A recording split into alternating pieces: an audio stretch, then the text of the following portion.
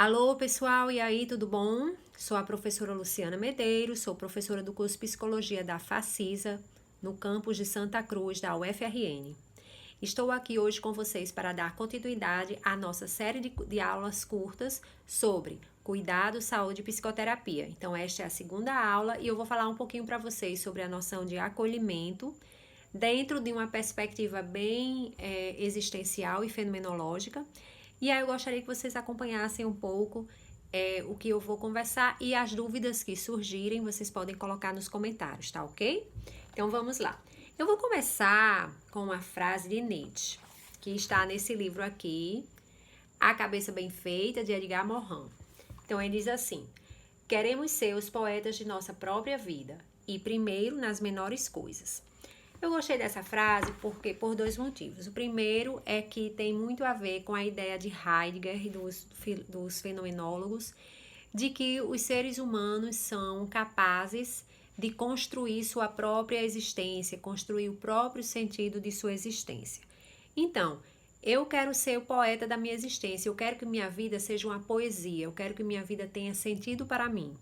Como é que eu posso fazer isso diante de circunstâncias às vezes tão duras, tão difíceis, tão precárias? Bem, esta é uma grande questão, mas a gente pode responder o seguinte: como é que a gente pode, mesmo diante dessas situações, a gente pode fazer escolhas que sejam mais saudáveis, as mais saudáveis possíveis? É possível? Bem, dentro da perspectiva existencial, fenomenológica, sim, é possível. Mesmo que você tenha uma circunstância social, histórica muito complexa, muito complicada, é possível você fazer escolhas que sejam as mais saudáveis dentro daquilo que permite.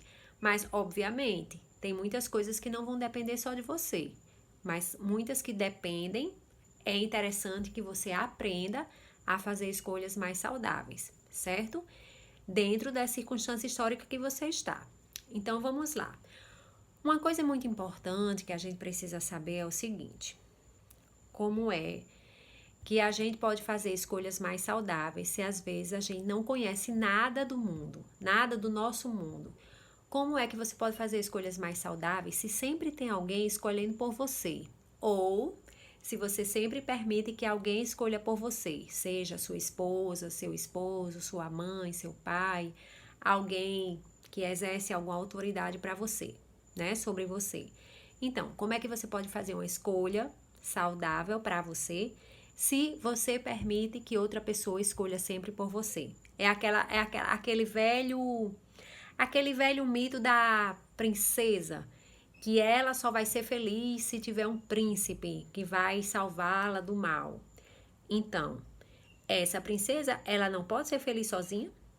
Ou essa princesa depende do bom humor do príncipe, das coisas que o príncipe vai fazer por ela? Não, né? Então, a perspectiva, a filosofia existencial, ela clama você para assumir as rédeas de sua própria vida.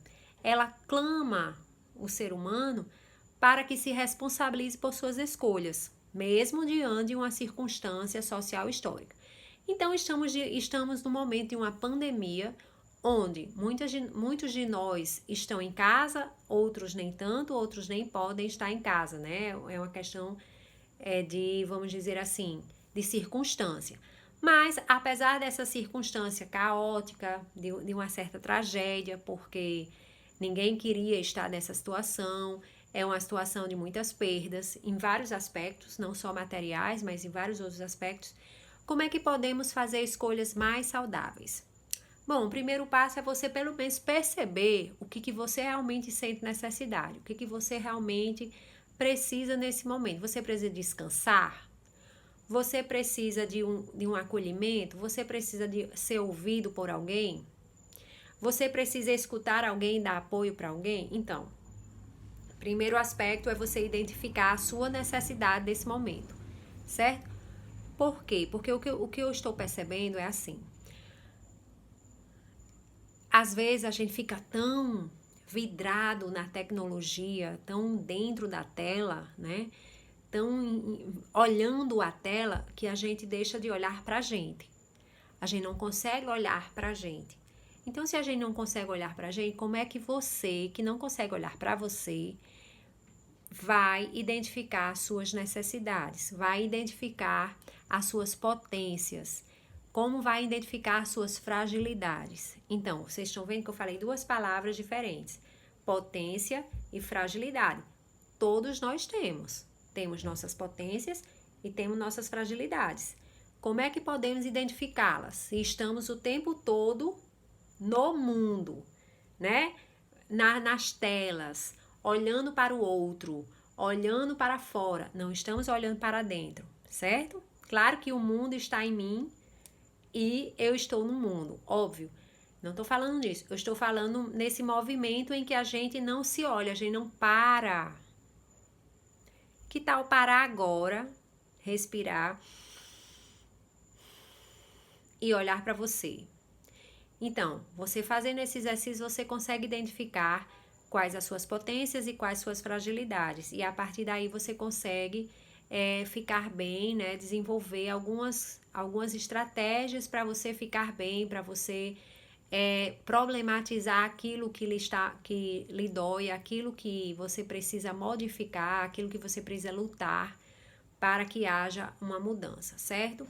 Obviamente que eu estou falando isso aqui, parece fácil, né? Mas é um exercício diário, certo? Não é fácil. Então, o acolhimento, ele precisa levar isso em consideração. Você precisa estar bem para acolher o outro. Mas acolher o outro é entrar em contato com esse outro. É exercer a empatia, por exemplo, certo? Se colocar no lugar do outro. É entender que não é fácil para ele fazer essas escolhas. Entender que não é fácil para ele escolher ficar bem quando ele não está bem. Então, a gente, para acolher, a gente precisa estar junto, mas não necessariamente estar junto fisicamente, já que nesse momento é impossível, né? É difícil. Mas estar junto, sabe?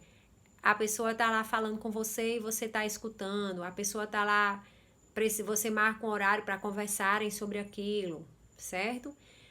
Você compreende que naquele momento o que aquela pessoa pode fazer é aquilo que ela pode. Ela não pode ir além do que ela pode, entende? É o que ela pode fazer. Então ela tá fazendo o que ela pode.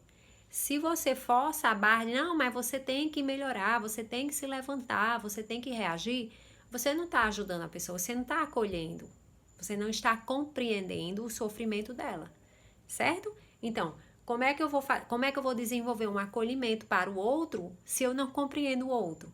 Se eu não tenho paciência para esperar o ritmo do outro, não é? Eu preciso ter paciência para que eu consiga que o outro confie em mim, se sinta à vontade comigo, para poder falar as dificuldades que ele está passando. Depois desse processo todo, não adianta forçar a barra. Eu já tive cliente que me relatou o seguinte: olha, Luciana, eu fui para uma psicóloga, mas ela disse que eu tinha que falar tudo sobre aquele problema X que eu passei. Aí travei. Óbvio que ela travou. Porque ela não estava ainda podendo falar daquele problema X, ela precisava de tempo, sabe? Às vezes a gente tá na pressa, nesse ritmo corrido de produtivismo, de ter que fazer, ter que mostrar resultado, a gente esquece que o processo humano, o processo objetivo demanda tempo.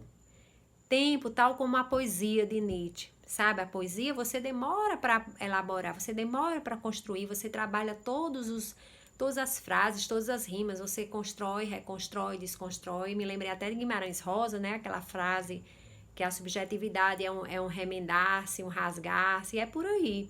Então, a gente precisa ter paciência. Então, vamos lá. Só para recapitular, né? Para a gente encerrar essa mini aula, vamos dizer assim. Acolhimento.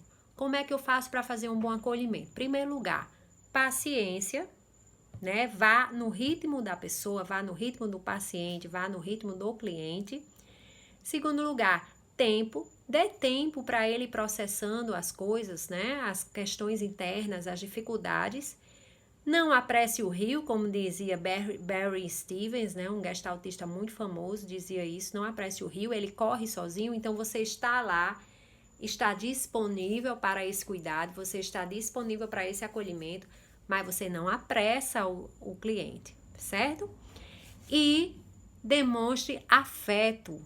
Afeto é muito importante nesse momento, tá certo, gente? Então, precisamos de tempo, precisamos de paciência, precisamos de compreensão, precisamos de empatia e precisamos de afeto, certo?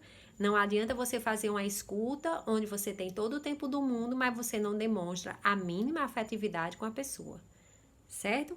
Isso não é legal. É afeto mesmo, não de beijar, abraçar e tal, mas de carinho, de cuidado, de atenção, de estar junto, certo? Estar junto, distante. Isso é muito importante.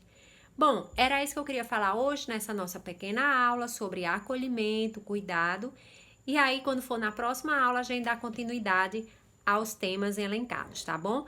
Se tiver dúvidas, perguntas, comentários, deixa aí nos comentários que eu respondo na medida do possível, tá bom? Bem, tudo bom, fiquem bem, se cuidem, quem puder fique em casa.